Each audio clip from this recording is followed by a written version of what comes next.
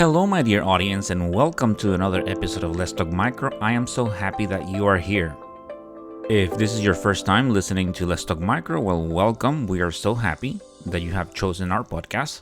So happy to have you here. And if you are tuning in because you want to hear more about the CPEP Fellowship, well, this is the episode for you, and I invite you to stay until the end and then go and check out other episodes. Okay, so in this episode, I am joined by Dr. Samuel Goodfellow, who is currently going through a fellowship, a CPEP fellowship, and he's joining the podcast to talk about what a CPEP fellowship is. And he also goes over the application process, he goes over the day to day responsibilities. So, this is something that if you're in the microbiology community, you might have heard of a CPEP fellowship or might have heard of CPEP fellows, might have met one. I know, like some of them, they do listen to the podcast. So, let's go ahead and listen to the episode. Well, if you're in the microbiology, clinical microbiology, and maybe you might not know about the CPEP fellowship, but if you're working like in the lab in the bench, you might not be too familiar with it. I know I started learning more about it when I started doing this podcast. When I turned out that a lot of the listeners, they were actually CPEP fellows, and we touched a little bit about on it when I did the episode of the ABMM examination. But today we're going to talk more about it, a little bit more about, what is the CPEP Fellowship and the day-to-day responsibilities and things like that. So with me today, I have a guest to talk about that, and his name is Dr. Samuel Goodfellow. Samuel, welcome to Let's Talk Micro. Hey, Luis. Thank you so much for having me today. I really appreciate it. A pleasure having you. Thank you for accepting my invitation. So I think that let's start things off with a little bit of an introduction. The audience knows your name, but maybe you can tell them what you do and anything else that you want to share with them. Sure. I figured I start with like a brief background just to kind of know who I am. So right now, again, as Luis mentioned, my name is, Dr. Samuel Goodfellow. I haven't accepted that title as much, so Sam is perfectly acceptable.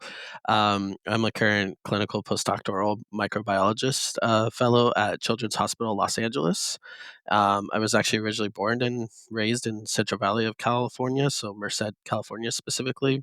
Went to undergrad there at CSU Stanislaus, and then from there started some research. Kind of then went into more kind of down the rabbit hole of research and kind of clinical settings. So then I switched from Stanislaus to then a master's in San Francisco State University to then where I was able to kind of get more into confocal microscopy and kind of more of cell signaling mechanisms. Then I was like, let me kind of switch gear into kind of an umbrella PhD program. And so then I went out to University of New Mexico Health Sciences Center to then pursue more infectious disease research, specifically focusing on orthohantaviruses.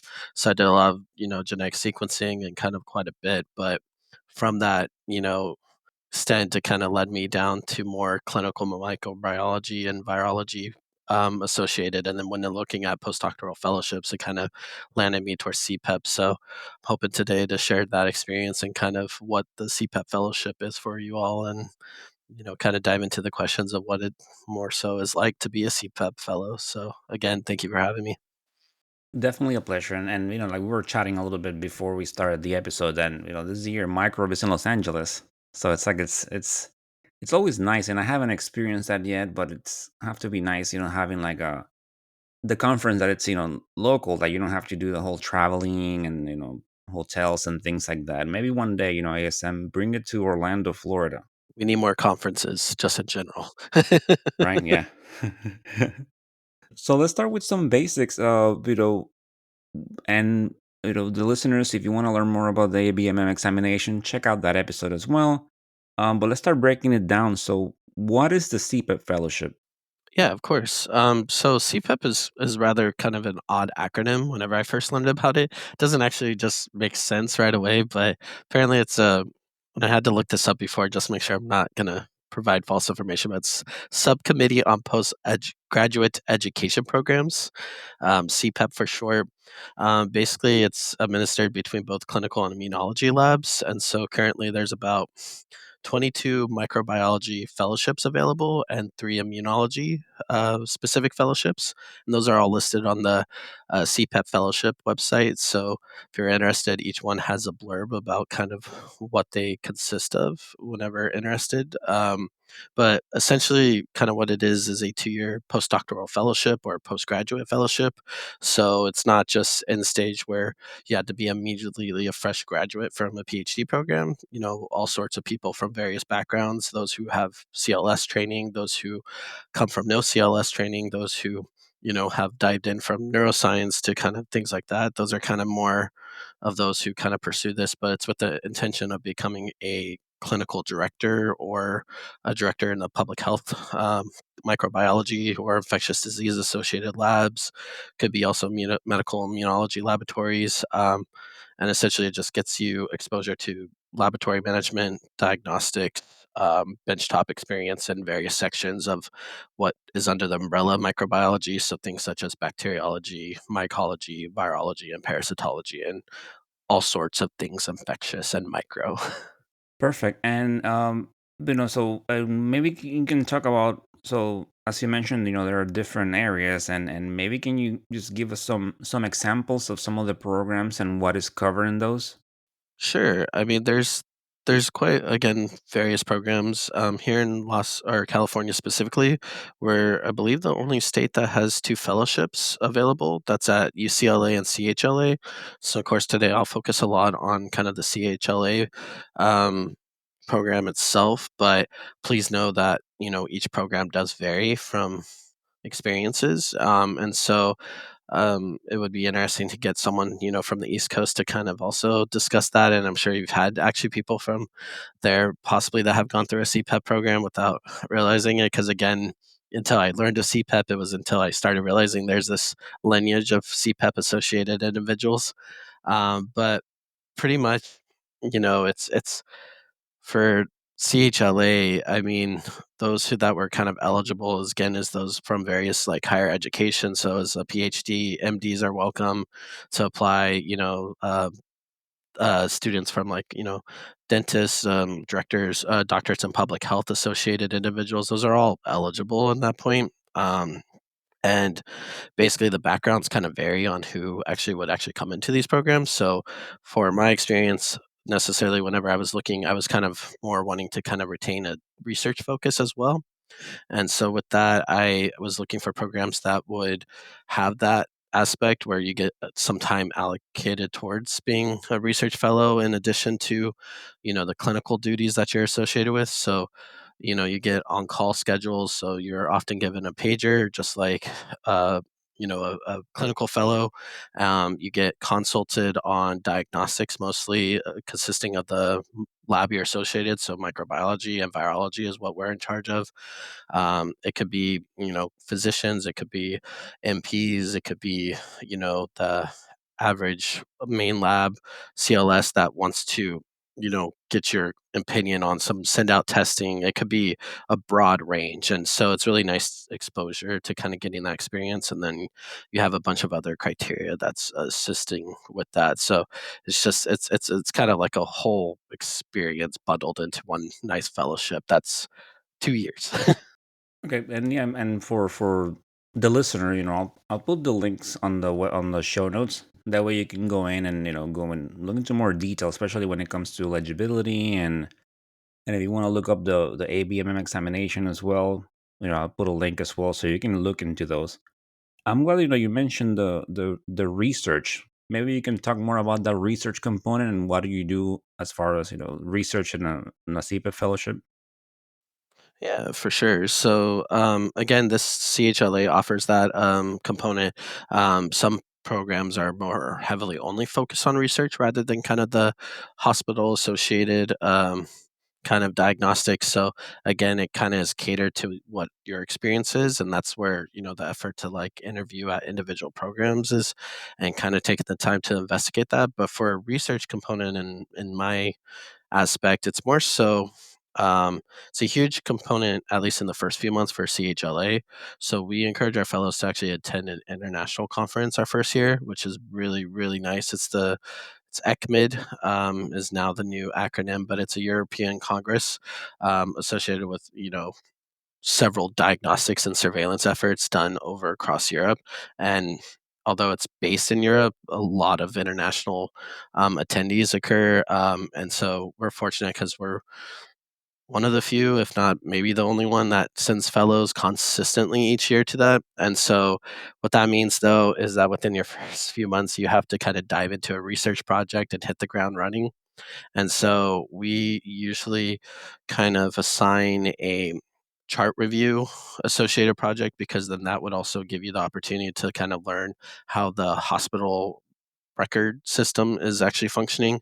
Gives you a lot of time of how you can extract some of the important information. So, vitals, some of the clinical tests that are being performed on the micro side of things. You can also look at what send out tests were being affiliated. You can kind of dive into the patient, or you definitely will dive into the patient information.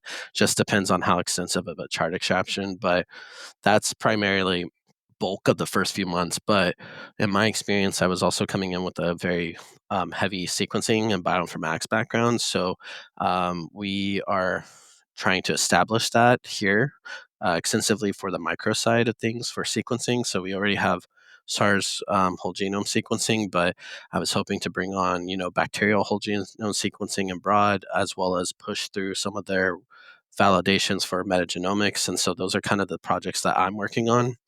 And that is also bulk of my time in the first year before I start my on-call services schedule.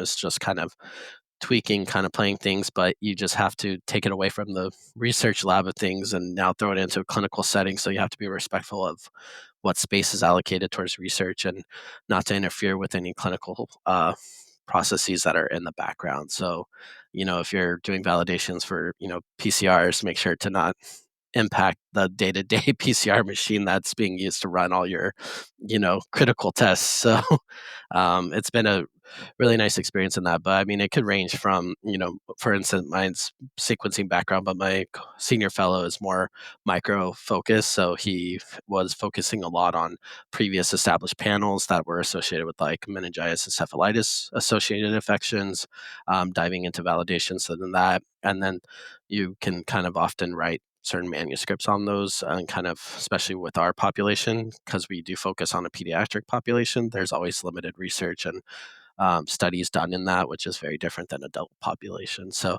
it gives us a unique opportunity here at specifically CHLA. Well, yeah, that's so true when you mentioned trying to not affecting the day to day work, because that's something that's it's challenging, especially if you have a high volume lab, and sometimes that's something that when the tech's working on the bench and all of a sudden, well, we have to pause this or play with the Vitek to adjust some rules, and people get a little frustrated because you're trying to work through your volume. So that's definitely a something that has to be kept in mind when we're working with projects and validations and things like that. I am so jealous, by the way, because I wanna go to the ECMID. That's on my bucket list, and I know it's gonna happen one day. But since it's involving, I've been to Europe many times, but I think it's a combination of the time of the year for me, and of course, the price, because I'm go to microbe, and you have to keep in mind, the cost of these conferences. So, but I kind of listen to it online, and it looks something that I'm very looking forward to. And something that I kind of like and I found it cool was that I was listening to this conference that they did on podcasting. And, there was like the Society of Infectious Disease Pharmacists and a couple of other podcasters from England. And there they were talking about collaboration, and the picture of my podcast show up there. So that was something very nice and cool. So I like that. Maybe you can host like an active podcast panel while over there. That'd be really cool to kind of see if you could get a session over there. That'd be really awesome. Yeah, I definitely have to work on maybe submitting something and see what happens. So before can I ask you about the whole process and things like that? Is there anything else that you can add about why you chose this fellowship? Yeah, I mean, of course, I mean, it was a it was a tough process to begin with. So one thing that I will have to say is it's a pretty, there's 21, 22 active programs at the moment. Um, it's for micro, and I'll again, I'll for the audience, I apologize. I can only speak so much on the immunology fellowship portion, but I know there's more coming up for the immunology. I'm hoping there's more coming up, but of course, it's always the accreditation process that takes a little bit, and the resources. But for the micro associated clinical fellowships, those ones were whenever looking at the list, it was daunting at first, but I was already kind of coming in with a bias because after I finished my PhD, I took a gap year to kind of work as a postdoc, and then I had an opportunity to do some research for hantaviruses over in Sweden, working on their endemic hantavirus. And so throughout that, it was also allowing me exposure because I was working with their reference laboratory in New Mexico as well as in Sweden. And so hantavirus was just like the big theme, but basically in these reference laboratories, the one that I was really impacted by was Tricor Reference Laboratory, and specifically my mentor, Dr. Krista Colbreth. She was kind of leaning towards this CPEP Fellowship instead of just a traditional academic postdoc because my passion and what I wanted to know was just to work on. I worked on a single virus throughout my whole PhD, so you kind of get into that niche, and I really, really enjoyed it, and I don't want to forget that. But my lack of knowledge was just exposure to a bunch of different pathogens. Like I had blinders on to that extent. And so I want to get that exposure because my goal is to hopefully become, pivotal leader, potentially the opportunity arises, even running something such as like a whole public health lab as well as potentially a position over at CDC to then kind of play that role in emerging and reemerging infectious diseases. However, whenever I was talking to Carissa, we were, her affiliations go to UNC, so that was definitely on my radar because that's where she did her CPEP training at.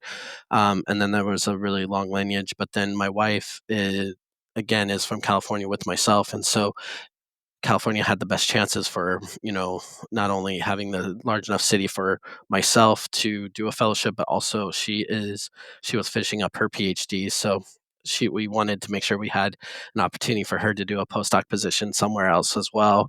And so because there's UCLA, USC, there's, a couple of other big institutes around the Los Angeles area, we thought this was the most appropriate. So we were applying kind of biasly towards California a bit, but I still took my chances across a few different programs with kind of that research and clinical component.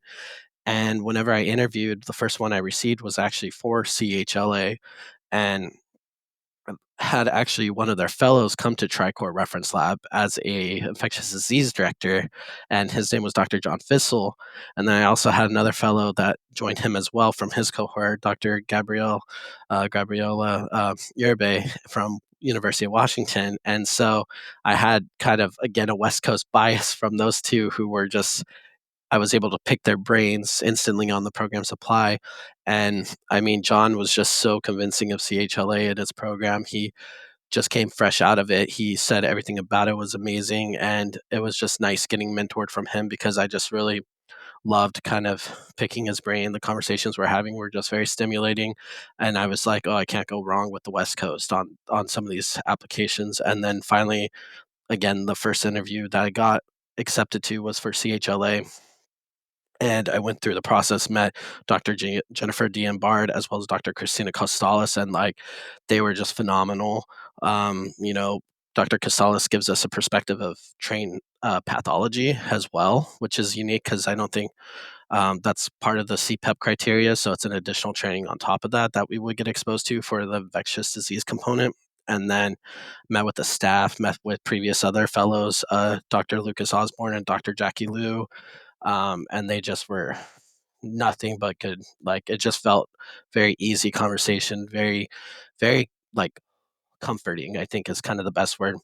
And then after I almost finished my second interviews, I think I was finishing up that I got the invite to interview at UCLA, and I absolutely loved that interview. But I think the only thing that beat them was just the offer, and I think the offer was for CHLA first, and I didn't even go through my second round interview, but I was really stuck because I was contemplating, should I just see what other opportunities are there? But whenever kind of discussing, I just felt very confident with that, and I was fortunate because I was able to reach out to UCLA and just ask them like, thank you again for the opportunities, but they were fortunate to be also receptive and be like, well, we work with CHLA quite a bit.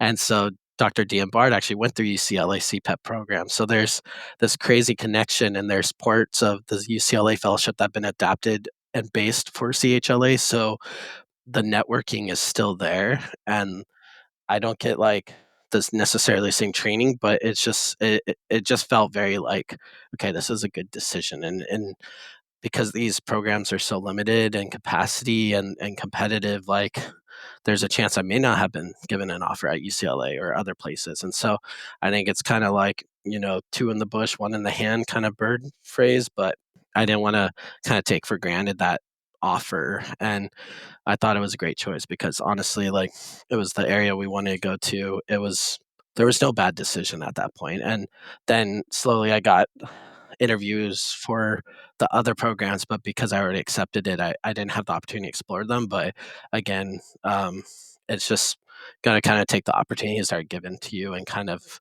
be grateful for those, I think, in my opinion. And, you know, um, it just felt right. I think it was more of a gut feeling, and I'm very grateful for choosing that because I've had a really great time here so far.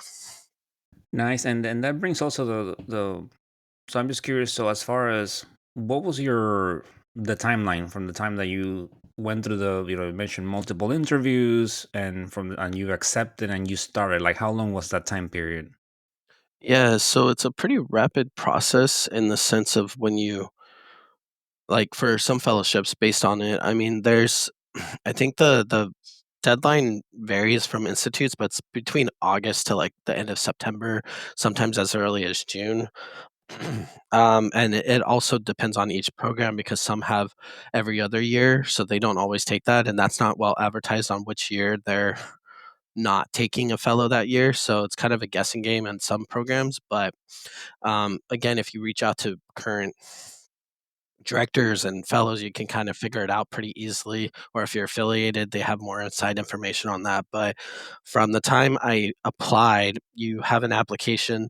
It's a single one-time submission fee, and you can send it to multiple programs at once. And so then each program screens them and then kind of goes through. So again, it depends on each program. Some are quicker, some are slower, but I found that at least when CHLA and UCLA, they were rather rapid. And from that experience, I think it was within a month or so, month and a half maybe, that I was able to interview and have access to, the first interview from CHLA. And then pretty closely was UCLA within a few weeks after that.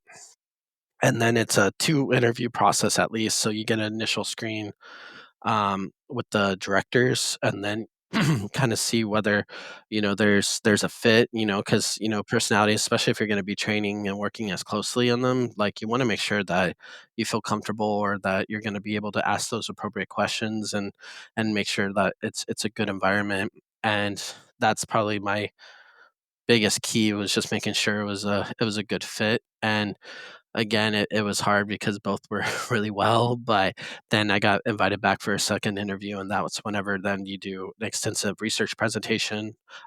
You kind of give more one-on-one interviews, and I think there's a few candidates that go through that process at that point too. And so it varies again by each committee and selection. But for CHLA, I think within probably by October, maybe even November, I mean, I had the offer and decision by then. It was rather by the end of the year, you should kinda know for some of those programs, but then again, later ones, they kinda came whenever they're playing catch up on their end. And so I think it just depends on how busy each program is, because sometimes, right, like, it could get I'm sure the process behind it, just seeing this past year was pretty insane. It's a lot of applicants and a lot of you just wanna make sure, like, you find it's hard to choose because everyone's very qualified, and it's just hard to kinda tease apart, like, who's gonna be that. So to kinda look into that is a really interesting site. So So let's talk about what you mentioned your your research component, and you mentioned about a first year, and So I want to ask you about, how long is the fellowship, but also let's talk about your day-to-day responsibilities. You mentioned that eventually there's like an on-call. Maybe we can talk about that. And also, does that involve like maybe like do you do like any bench training and so let's talk about what have you done, your day-to-day. Sure. So, of course, it varies each day, but the first year, the first year versus the second year looks very different for at least our fellowship. Is that um, starting off, you don't some programs I know, talking to some of their fellows, in our cohort, they do start on-call service right away, which, is pretty intense in my opinion, which I'm sure is great training, and there's a lot of safety nets, thankfully, whenever you do the on-call, scheduling. But for us, we take the first several months to just do rotations and get us up to speed on the bench side because again, it varies on whether you are coming from a CLS background or you have just the research academic background. And so I found that very, very appealing in the sense where I was able to take my time in virology, bacteriology, mycology, and parasitology, and for us, we're on the bench each week and we're going through, real time patient samples and specimens. You get to have these, we're there whenever we're setting up consults for the on-call microbiologist. So my senior fellow, you get exposure to, what's the difference between, how messy a respiratory culture can be versus urine cultures versus then does it even match up to the urine analysis? Like there's a lot of perspective that's being given. And to me, I was very fortunate for that because again, having that CLS background, that's very, I think, crucial to the training, especially if I want to be an effective leader towards that. And so that's usually what the first few months are is that you're balancing that training for a couple of hours each day where you're on the bench, you get unknowns, you have to work up them through the biochemicals for bacteriology, you have to do the macroscopic, the microscopic portions for the mycology, parasitology, you have to do the OMP exams, and kind of you help with the cap specimens that get sent in all the time. So it's a really good exposure in that sense. And on top of that, you're then doing meetings with management. So you're part of the management team. You're learning. We balance both micro and virology, which are still under the same leadership. And so we have meetings with both micro and virology management and supervisors. We then have like different, questions, validations of verifications that are being in place, have those discussions. Then we have constant didactics. So is there a topic, is there something like yesterday? We just had a really good conversation with a visiting fellow to, prime us for when a certain antibiotics appropriate use for gram negatives versus gram positives, and we had that, but she was able to dive into specifically the cephalosporins, the beta lactams, and how do we know when to test, what's the appropriate test, and kind of refresh us. So constantly we're having those exposures, and then you have ID rounds for us where we present each week an interesting case that they're familiar with, but then we get to kind of help cross train their fellows for the micro side of things because a lot of them aren't aware of like what laboratory tests we do and how it's done, what are some of the features that we look for. And we work very closely with them. So it's good to kind of cross train in that sense because then we do a rotation with them eventually. And then we also do case conferences where we sit in and go through their inpatient list each time. And that's once a week. So it kinda just rushes. We do plate rounds where then we go around and consult with the staff, and that's several times a week as well. And then the second year starts kinda changing. So at the end of your first year, you're priming yourself to then take the CLS exam or the limited micro license exam for ASCP for California, just because to become a director in California, you have to have that license, and it's really good to kind of complement for your board training. So we find that very useful, and so I think both UCLA and CHLA does that because you need that. I think there's only a few states that require that license versus every state. Um, and my understanding is then once we take that, we also start our on-call schedule. And that is pretty extensive in the sense where so I dial back on research time and I start kind of focusing more on the clinical on console portion. And then from there, that carries over until the pretty much closer to the end of my fellowship. So next July or next March or April is when I'll start coming off calls and then start preparing for the board exam. But then you do your external rotations now. So once you kind of do your internal rotations, we at CHLA, because we don't have that adult population to serve, we do that portion at LA County and USC Medical Center to then work with their ID physicians. And we do kind of a few months actually over there to then get that exposure. And then we also do a public health rotation. So then we work with LA County as well as we sometimes have fellows go up to the state lab for California to then kind of get exposure. And so then you do additional rotations. So it's several components and it's different day to day, but it's um it's fun. It keeps you on your toes, but yeah, there's always something new that's happening each week. So just trying to keep track of that and having calendar invites is kind of the key to the success, I think. Yeah, I bet it's just a lot going on, and you have to stay organized, and it sounds like a well-rounded training, which is really good, especially if if this prepares you to be like a director, let's say, right? So you have a lot of responsibilities, and at the end of the day, a lot of questions will come your way, and challenges that we have in the lab and things like that. So when you say the on call, before I move on to the next question, so that's both is that both a component from consults from the lab, and maybe you also have, like, let's say, providers calling you and asking, okay, I have this culture, or asking you a question about things being worked up, or antimicrobial selection, or things like that. Yeah, that's a great question. So the on-call portion for us is definitely different than I guess you would say from like the physician side of things, is that the on-call portion consists of primarily, again, right on the money, where half of it is from our lab side of things. So, there's a messy culture. How do we work up? Which pathogens would do we report? Like, oh, Maldi failed, like Maldi scores failed. Like, how do we want to proceed? Is that necessary pathogenic? Is that something, what's the quant? Like, there's, fungal culture, is it on the streak line? Is it not on the streak line? There's questions like that all the time. And those are daily. But we are the on-call microbiologist for our entire hospital. So the biggest set of consults we've gone over the past year during my fellowship has been about regarding the blood culture bottle shortage. And that's because we have a BD backtack system in our house. And that was the biggest one because we had to place extensive restrictions on blood culture orders, and it's already difficult because of the pediatric populations and the blood volume we can get access to in our kiddos. And so to kind of hear that, constantly we have to review and play a role in restrictions.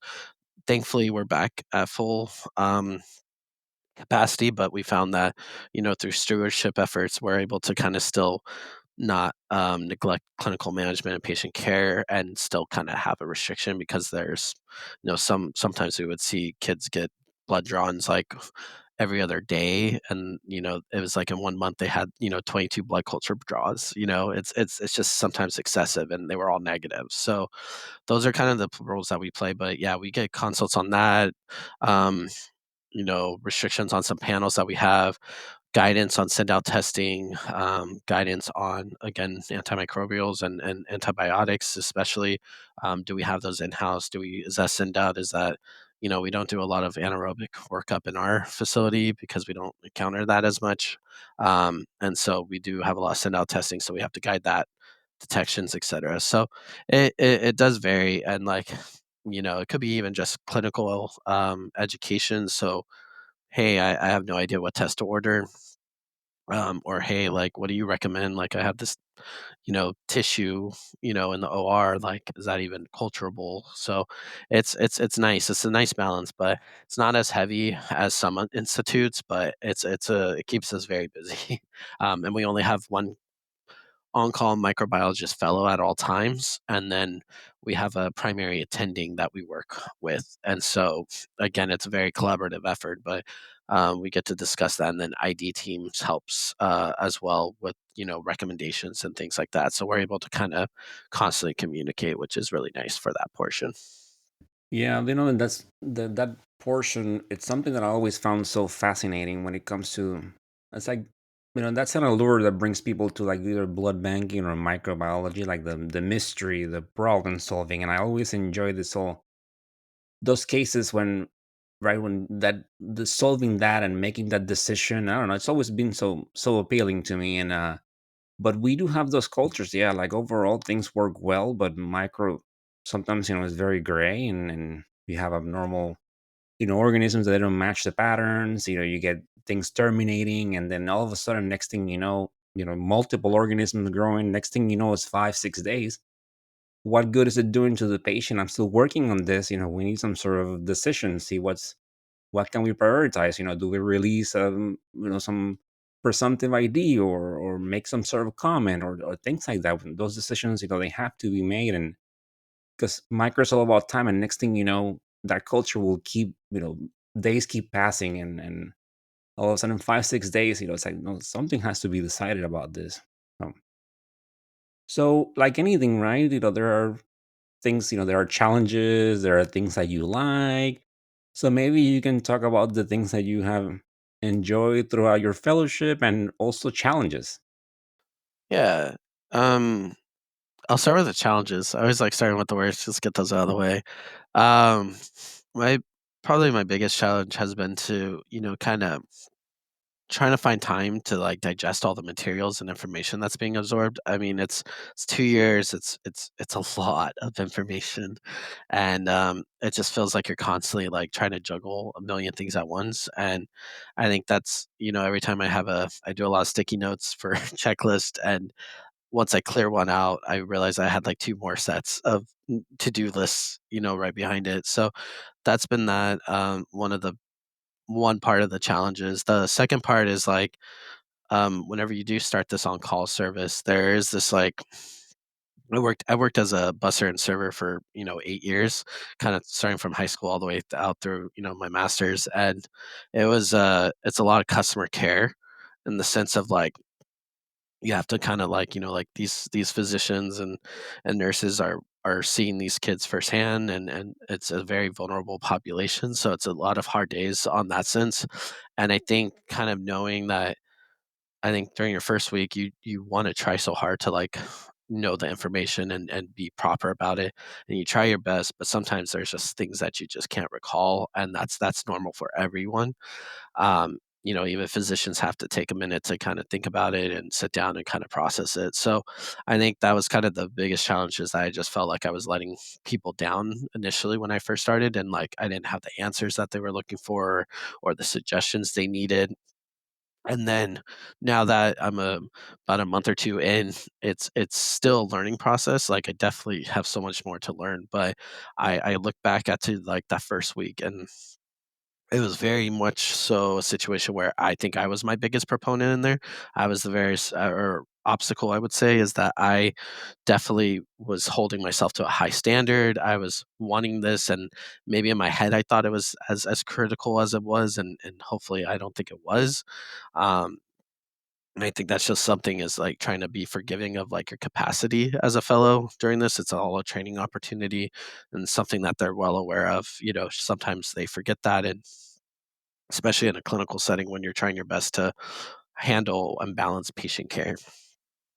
But on the flip side of things, whenever you kind of think about the best portions of it, is that you are helping, you are making a difference, and like clinical scientists just in general, and like scientists in general, right? Like it's not just a singular population. It's just like anyone who has felt that need to do some type of STEM, and is an incredible population, because right, like you have to be resilient. You have to know that things may not work. You have to know that you have to bounce back from those things. And so what I like best at the end of the day that I found is that, and then I found this throughout my PhD, which is why I've kind of gone into this field, is whenever you give a result and it's helps assist with diagnosis. I mean, there's something satisfying so much about that. And like, I feel like I get to do that quite a bit once I kind of work up the culture, if I get to guide and be like, hey, that's actually something that they're looking for. Like, can you give me an ID? And within Maldi, like minutes, right? Like, it's something that could be relayed, and releasing like resistance and susceptibility that's can hide like can help with treatment. Like those are kind of the things that I live for. And I love that. I love the fact that it was patient care, which is what I was missing, I think, a little bit in my portions of my training, and I see that impact on a daily. I was able to set up an influenza H5N1 PCR, so then if there is that case, like we can monitor it now. Like there's things like that that I feel like I can make a real time, especially on the front line of things, and so. I think that's a role that I was grateful that I thought you only had to kind of go to med school and go through the nursing route and things like that. I never found that as appealing because I didn't want that pressure, but here I was able to still kind of be on the research clinical side of things without kind of stepping into that patient care aspect and having that direct interaction, which is kind of what I was looking for, just because, again, I always found tinkering with things a little bit more fascinating in my opinion. So yeah, those kind of been the challenges and the best parts of this fellowship. Yeah, the impact on only microbiology, but as a whole, like lab medicine, we do for the patients. It's great, and I completely get what you're saying. That feeling when of what you're doing and how you're helping. And for me, if I get that culture and I manage to get that organism and I get that ID, that susceptibility, and goes out on time, and it's just, and don't get me even talking about moldy. Like that's such a cool thing when when it started in the lab and wrapping your brain around that. It's like, what, we can get an ID right away. No more 4 hours, no more finding out the next day, or just getting that in the moment. And there's a lot of pros and cons, but definitely a huge pro for that. So I completely understand, yeah, what you're saying. So if do you have any advice if anyone was thinking about pursuing a CPEP fellowship? What would you tell them? Yeah, that's a good question. So regarding that, I think the advice is just ensuring that you have that resiliency to kind of like pursue it. Like it's a lot of like just feeling overwhelmed, a lot of feeling of being anxious because you think that you're never doing enough or you don't have time to do everything. I think that's kind of like just mentally preparing yourself for the fellowship is like half the battle, in my opinion. Can always be taught and train something. It's also kind of having that willingness to be a leader because I think, some people, like want to just, be at the bench side, which is great. Like that is 100% okay. But I think some people feel like they have to be pushed into these roles and maybe that's not what they want.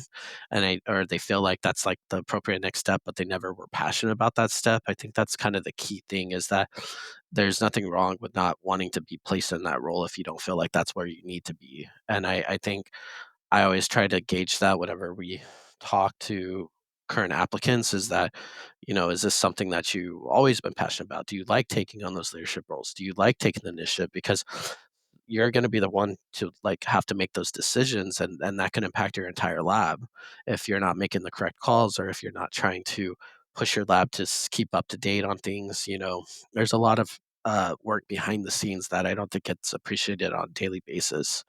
um, and then the biggest piece of advice that all my mentors have told me is like it's like drinking water from a fire hose and you're just trying to not drown in that knowledge, but you're just also trying to uptake any absorption of that water because that's all knowledge that you're trying to take. And like you may not take it all in, but you're trying to take so much in and you're trying to like keep the pressure from not overtaking you. And I think that's been a really strong piece of advice because every day I feel like there's a lot of pressure, there's a lot of things available, and sometimes it may take a few days, may take a few months to kinda get those things down, but yeah, just keep pushing and, like, really contemplate whether this is the next step, and, like, if it is, like, the best advice is to reach out to former fellows, the directors, get training in a clinical laboratory, like, get some exposure.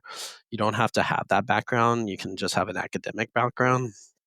We see people from all sorts of backgrounds, neurology, infectious disease, virology, any of those things. Doesn't even have to be infectious as long as there's some type of connection or if you took the initiative to then train at a reference lab or your local clinical lab and get that exposure and understand what goes on in a clinical lab, I think that's a really good experience that can help you through your application process. Well said. And yeah, leadership roles, they can be challenging. And like you said, sometimes some people are completely okay with, just working the bench the whole career, and that's fine. And so you kind of have to be prepared to know what you're getting into, and if you're pursuing one of these roles. Okay. So as we start wrapping up the episode, I like asking this question. As micro nerds, and we all have that one organism that either it has some meaning, either we wrote about it, or we like morphology, or anything, some sort of resistant pattern or anything. For some reason, that's our favorite bug. So Sam, what is your favorite bug?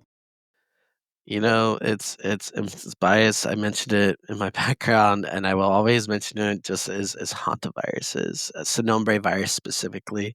One, it's got personally one of my favorite names in there. The fact they couldn't decide on names, so it's called Sonombre, is like the best background story it is.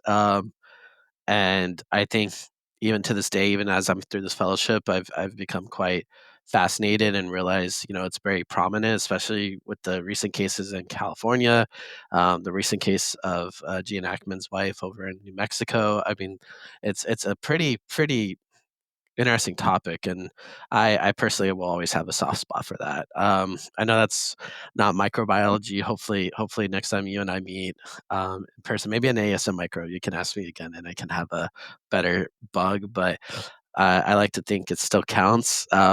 But yeah, I really enjoy the fact of host reservoirs and the fact that it's um, not as often, but whenever you get those cases, it's very severe, and it's a very interesting complex virus with a small genome of like 12, 13 KB. So to see that much impact on that, that's always like that. And it's not as fuzzy as bacteria, which is sometimes less frightening, but still frightening. Well, definitely counts, and that is great. And I do like the whole, I think, was it one time that I think it was in the episode that I did where I was talking to Ryan Belich and Ben Pinsky, and that came up. It's pretty cool. That's a number. So yeah, no, and I'll we did talk about that, so we'll both be at Microbe this year. So hopefully, I get to see you in person, and say hello, and meet in person. Um, before we close, is there anything else that you want to talk about or tell the audience about this? um, I guess just one spiel that I like to say is that I know right now it's kind of a tough time to be in science, but I think to kind of stay persistent and try your best to see the light of things. I think right now we're being challenged a lot in our field, but it's often good whenever we get that resistance because we can push back. So just kind of make sure to keep on doing the work and keep the goal of what you're wanting to do at the end of the day with your career. And I think CPEP is a wonderful program to kind of get you trained to be in that leadership role. So I always like leaving off with that kind of note and aspect and mindset is that, even in, not so bright days of funding and uncertainty, like we still have a role to play and we're still doing that role and on a daily basis, and it's hard to keep a strong personality throughout that and an optimistic personality. But I mean, if there's a population that could do it, we as scientists and clinical microbiologists, clinical scientists in general, just it's us. That's the role that we should be playing. And so, again, thank you for having me. Really appreciate you taking the time to let me speak today. Well said, and what a pleasure having you, and shining some light on the CPEP Fellowship. And to all the CPEP fellows that are listeners to the podcast, as always, I am grateful for your support, and I have met some in ASM, and so hey, if you see me, stop me and say hello. But as always, thank you so much for the support. But Sam, thank you so much for taking the time to be in Let's Talk Micro.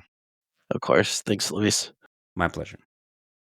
Well, okay, there you have it. Great episode with Dr. Goodfellow. So I hope you enjoyed it. And I invite you to subscribe to the podcast and download episodes. And if the app allows you to do so, please go ahead and leave a review. But you can find Let's Talk Micro on any podcast platform from Apple Podcasts, Spotify, Amazon Music, Goodpods. So I invite you to subscribe. And if you want to find me on social media, you can find Let's Talk Micro on TikTok, Instagram, YouTube, and Blue Sky Social as Let's Talk Micro, on X as Let's Talk Micro 1, on LinkedIn as Luis Plaza, and I have an email address which is letstalkmicro@outlook.com. So any feedback or any suggestions, you can submit those via social media or via email. And if you want to support the podcast in any way, you can do so via a Venmo link or via Buy Me a Coffee, KOFI, both links available on the show notes. And if you are looking to learn more about antibiotics, please check out www.learnantibiotics.com and the Learn Antibiotics book available on Amazon. These resources include cheat sheets, practice tests, games, and more, and they are being used by thousands of people worldwide and may be helpful for you or your colleagues. And these are some great resources from Dr. Timothy Gauthier, a very passionate pharmacist. And the Let's Talk Micro podcast is supported by the American Society for Microbiology. To learn more about microbes, visit asm.org.